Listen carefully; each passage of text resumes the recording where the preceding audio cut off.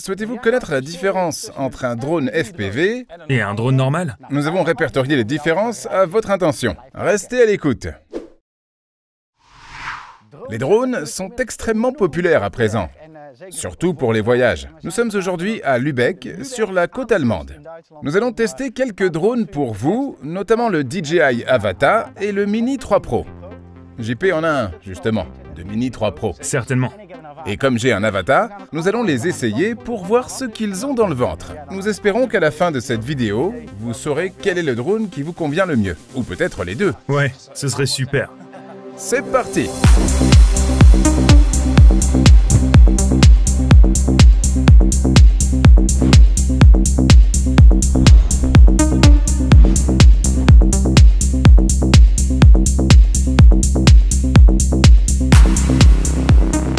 Eh Bart, je suis en train de regarder le Mini 3 Pro et je vois tous les capteurs qui semblent fantaisistes ici. Mais est-ce que l'Avata en dispose vraiment? Il en a sur le dessous, mais pas en mode manuel. Ok. Mais bien sûr, tu as dû y penser. C'est assez dense ici. Oui, c'est pourquoi je trouve que c'est un endroit assez excitant pour commencer à voler. On a confiance en toi. Oui, j'espère bien.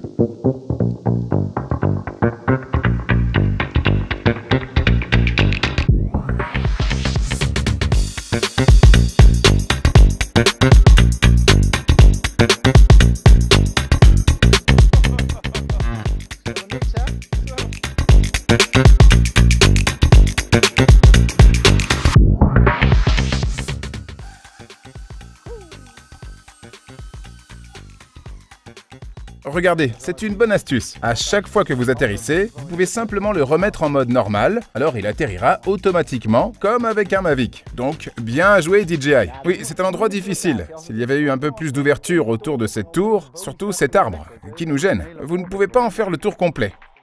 Oui, plus haut, mais c'est moins joli. Et l'avantage, bien sûr, c'est qu'il a une nacelle, ce qui permet de l'orienter vers le bas. Le seul problème, c'est que les commandes réagissent très différemment. Donc, pour tourner à gauche, je règle toujours l'angle de la caméra à environ 20 degrés et je m'y suis habitué. Si vous commencez à le déplacer, le vol redevient un peu plus difficile. Et oui, c'est un vol assez compliqué de toute façon.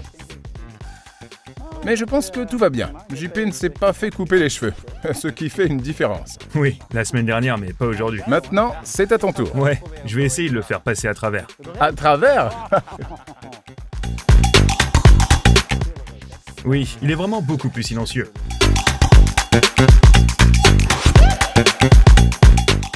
C'est une chose, bien sûr, et vous le remarquez certainement avec le FPV. Les arbres bloquent le signal parce qu'ils contiennent beaucoup d'humidité. Y a-t-il une différence avec ce drone? Eh bien, ce n'est pas si évident ici, parce que votre signal n'est pas vraiment crucial pour voler correctement. Voyez-vous, si je vole au-dessus de ce sentier, et que mon signal devient très faible, j'ai un petit problème. Et toi, tu peux simplement lâcher les manettes. Puis il reste bloqué au même endroit. Ouais. Et le FPV a-t-il un bouton de retour à la maison? Oui, l'Avata en dispose. Et c'est un gros avantage, à mon avis, par rapport au drone fait maison, car il dispose simplement d'un verrouillage GPS. Vous disposez donc d'un mode normal et d'un mode sport, et il s'agit en fait d'un simple Mini 3 Pro. Il dispose également d'un bouton de panique. Donc, si quelque chose survient, tu appuies dessus et il reste immobile et il ne se passe rien. Donc, il a vraiment les bonnes fonctionnalités d'un drone normal que n'a pas un drone FPV fait maison. Non, ce n'est pas le cas en mode manuel. C'est d'ailleurs tout l'intérêt du mode manuel. Tout est manuel. Regarde, JP relâche maintenant les baguettes et rien ne se passe. Mais si je lâche les manettes, il continue à avancer, disons dans la même direction que celle que je lui ai donnée. Oui, c'est certain. Et il repart directement en mode normal, puis il se bloque. La seule chose est que pour le mode manuel réel, vous devez utiliser votre stick gauche ou le stick droit que vous utilisez, mais pas les sticks des gaz. Donc, les gaz. Vous devez le tourner à fond et il revient. Ce n'est pas le cas de ce FPV. Il reste en position avant ou arrière en fonction de la direction dans laquelle tu l'as envoyé. Donc, c'est la seule chose dont tu dois tenir compte lorsque tu appuies sur ce bouton d'urgence. Tu dois toujours gérer ta hauteur toi-même.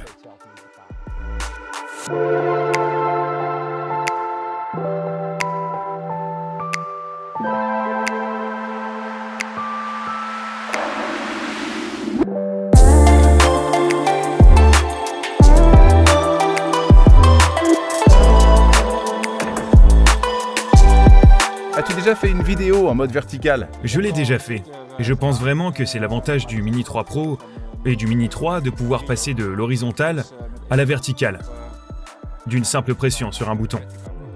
Pour Instagram. Pour Instagram. Et tu ne peux pas le faire pendant que tu filmes. Seulement lorsque tu as fini d'enregistrer. Tu cliques à nouveau pour revenir en mode horizontal, et tu peux continuer.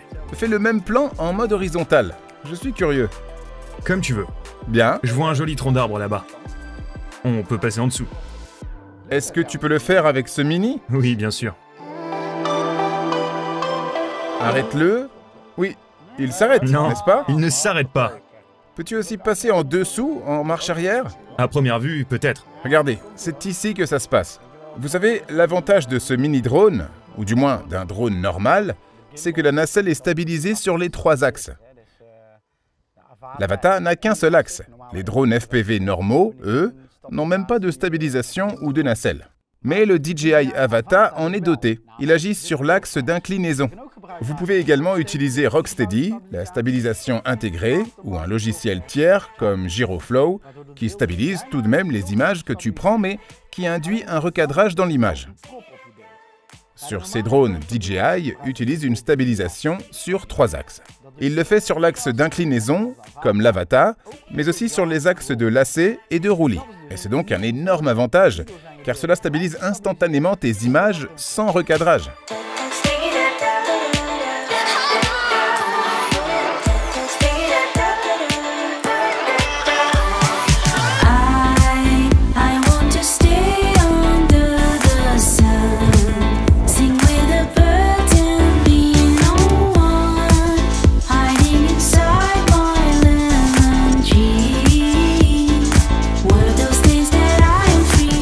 Hey JP, voici les télécommandes, FPV et celle du drone ordinaire. Oui, la télécommande intelligente. Télécommande intelligente, oui, il y a pas mal de différences. Beaucoup de différences. La plus visible, c'est que j'ai un petit écran et toi non. Je porte des lunettes. Oui, exactement. Et je pense aussi que la manière de piloter est vraiment totalement différente. Oui, en principe, les manettes sont bien sûr identiques. Oui. Au moins, il s'agit de 2 manches avec une nacelle intégrée qui peut aller dans tous les sens. Oui, Dans mon cas, la manette de gauche modifie l'altitude. oui, Et avec la droite, cela détermine dans quelle direction le drone est orienté. oui, exactement. Et pour moi, c'est simplement vers le haut avec mon joystick gauche. Oui, c'est vers le haut. Quand tu lâches, il revient en arrière et le drone reste sur place. Exactement. Et c'est tout. Oui, c'est vrai.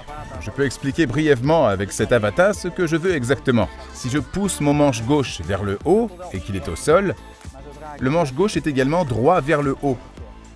Mais dès que je pousse mon manche droit vers l'avant, et je pousse mon manche gauche vers le haut. Oui, il s'agit bien d'un accélérateur. Oui, je comprends. Oui, et vous avez évidemment ce mouvement de lacet pour que le drone puisse Ce aussi faire... mouvement-là, Exactement, oui. je le fais avec le joystick gauche. Oui, mais le drone est toujours stable de cette manière. Toujours au même endroit. Exactement. Si mon drone est en l'air comme ceci, et que je fais un lacet, ensuite mon drone tourne à nouveau comme ça. Tu me suis? Oui, oui.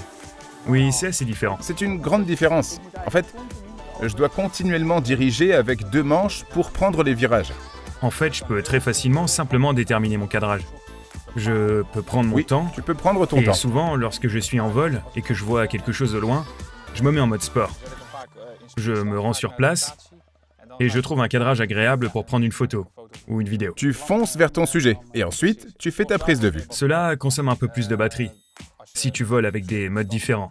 Mais comme ça, je peux faire ma prise de vue plus rapidement. En ce qui concerne la batterie, il y a également une réelle différence. L'Avata a manifestement besoin de beaucoup d'énergie. Regarde, il y a une bonne batterie en soi. C'est assez comparable. Seulement, l'Avata est beaucoup plus lourd. Celui-ci est plus léger, oui. Et parce qu'il a donc besoin de beaucoup de puissance, sur le papier, il peut voler pendant environ 20 minutes. Mais je dois dire qu'en pratique, je peux le faire voler pendant 10 à 12 minutes, Oui. selon mon degré de folie. Oui, exactement. Et avec le Mini 3 Pro, je peux faire environ 30. Je pense que c'est un peu plus long. Légèrement plus Mais long. dans la pratique, je n'y parviens Non, jamais. d'accord, mais ça dit que tu peux obtenir entre 20 et 25 minutes. Tu peux littéralement voler 2 fois plus longtemps avec une seule batterie. Oui, certainement. Et tu as également la possibilité d'acheter 3 batteries. Oui, le Flymore. Avec le DJI pack fait bien Flymore. sûr preuve d'ingéniosité en vous proposant d'acheter ce combo Flymore. Et il est livré avec des hélices supplémentaires parce qu'avec votre FPV, vous devrez sans doute aussi les remplacer. Je n'ai jamais eu à les remplacer sur mon Mini 3 Pro et les autres drones que j'ai possédés. Pas eu besoin de les remplacer? D'accord. Mais si nous allions faire un vol dans un nouvel endroit? Oui, faisons-le.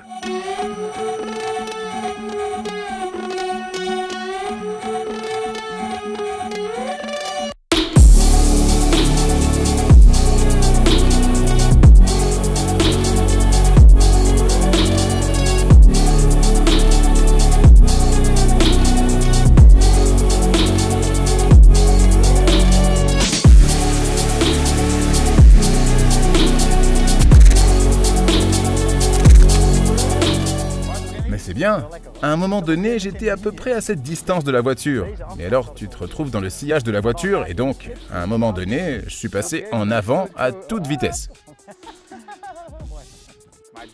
Je ne peux pas le faire avec le Mini 3 Pro. Un drone FPV, en effet. Parce qu'il va très vite. Et il va vraiment vite. Le DJI Avata peut atteindre une vitesse de 97 km/h. Tandis que le DJI Mini 3 Pro peut atteindre 57 km/h. Bien entendu, ces deux vitesses seront atteintes lorsque les conditions météorologiques sont bonnes. Mais il y a une autre raison pour laquelle les images de la DJI Avata semblent meilleures que celles du DJI Mini 3 Pro. C'est parce qu'il y a des filtres ND sur la DJI Avata. Cela permet de régler la vitesse d'obturation en fonction de la fréquence d'image que j'utilise. Vous voulez tout savoir sur la vitesse d'obturation et la cadence de prise de vue? Rendez-vous sur notre chaîne pour visionner un court-métrage que nous avons réalisé à ce sujet. Et à l'avenir, nous ferons également une vidéo sur les filtres de votre drone. Eh Marc, je veux d'abord tester le suivi du Mini 3 Pro.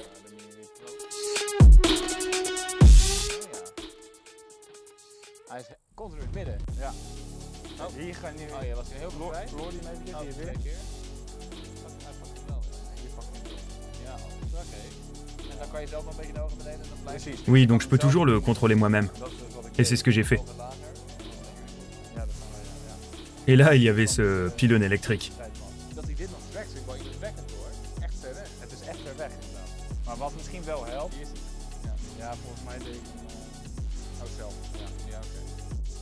Ce qui pourrait vous aider, c'est que cette voiture est bleue. Ça pourrait vous aider?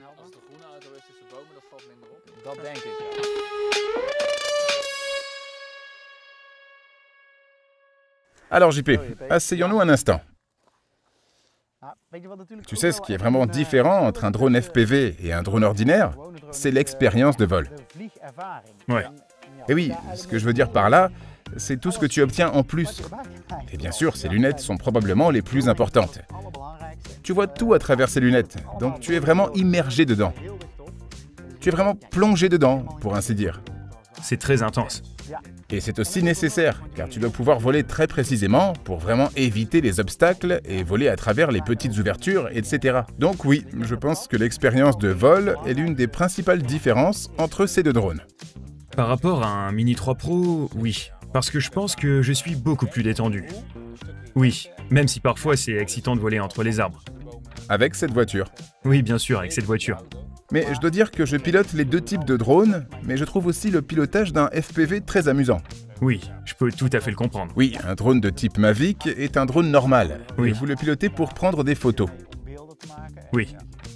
Mais avec ce drone FPV, quand je n'enregistre rien, j'aime aussi m'amuser à voler entre les arbres. Oui, exactement. Oui, il s'agit en fait d'une sorte de course ou quelque chose comme ça. Oui, l'expérience du vol en soi est très amusante. Oui, exactement. C'est génial. On va un peu plus loin? Allons un peu plus loin. Tu sais quoi d'ailleurs? C'est aussi une différence, JP. Eh bien. Les drones normaux ne décoiffent pas autant que ça. Oui, en effet. Ça a l'air bien Johnny Bravo. Dis JP, avec ce Mini 3 Pro, tu as déjà pris quelques photos, non? Oui, bien sûr. Cependant, l'Avata peut aussi se contenter de prendre des photos. Comment fait-il ça? En fait, c'est exactement la même chose. Le problème, c'est seulement quand je vole en manuel. Oui, alors, c'est très difficile à faire. Mais si je vole en mode normal ou sport, Ouais. alors c'est vraiment comme un Mini 3 Pro. Seulement sans la stabilisation sur les deux autres axes. Je peux alors le laisser en stationnaire, prendre une photo, puis passer à autre chose. Tu peux prendre une photo, mais tu peux le faire en format RAW? Non, seulement en JPEG. Je ne pense pas que ça soit fait pour ça. Non, c'est là-dessus. Mais en fin de compte, Ouais. on peut juste prendre des vidéos, bien sûr. Je ne pense pas que beaucoup de gens en fassent usage. Avec ce Mini 3 Pro, tu peux aussi prendre des photos en 48 mégapixels. Et c'est plutôt sympa. C'est avec la technique du quad Bayer. En fait, il s'agit de 12 mégapixels, mais ce pixel contient à nouveau 4 petits pixels. C'est tout à fait exact. De plus, le mode AEB est présent sur l'appareil. Donc oui, tu peux prendre 3 à 5 photos avec des expositions différentes, les fusionner dans Lightroom et obtenir une très belle photo HDR. Oui, exactement. Et surtout dans des situations comme celle-ci. Ici, il fait sombre. Et là, il y a un ciel lumineux, ce qui est souvent habituel avec les prises de vue par drone. Oui, c'est exactement ça. C'est une fonction intéressante à exploiter. Nous allons voler pendant un certain temps. Nous allons voler un peu plus.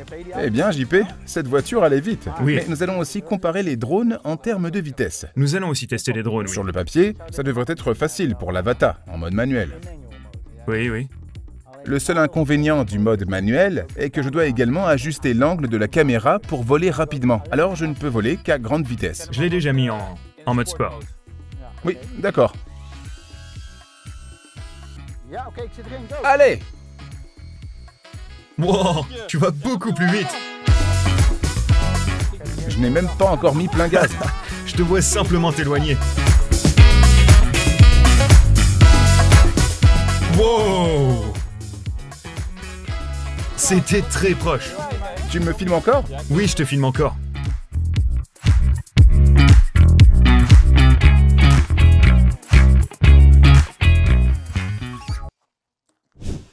Comme vous avez pu le constater, il y a beaucoup de choses dans cette vidéo, mais il est peut-être difficile d'en extraire les informations importantes. Je vais donc récapituler brièvement pour vous ce qu'est exactement l'Avata et ce qu'est exactement le Mini 3 Pro. Tout d'abord, le DJI Mini 3 Pro. Il s'agit bien sûr d'un drone classique tel que nous les connaissons depuis longtemps. Il fait moins de bruit et prend immédiatement des images stables. Il est parfait pour prendre des photos, et grâce à son stabilisateur, vous pouvez facilement prendre des images verticales. Le DJI Avata est connu pour ses images dynamiques et rapides. Il procure tout simplement une expérience beaucoup plus immersive grâce à ses lunettes. Mais cela s'accompagne d'une courbe d'apprentissage importante pour en prendre le contrôle.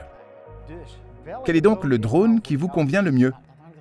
Eh bien, ça dépend vraiment de ce que tu veux en faire. Tu veux créer des images épiques et dynamiques?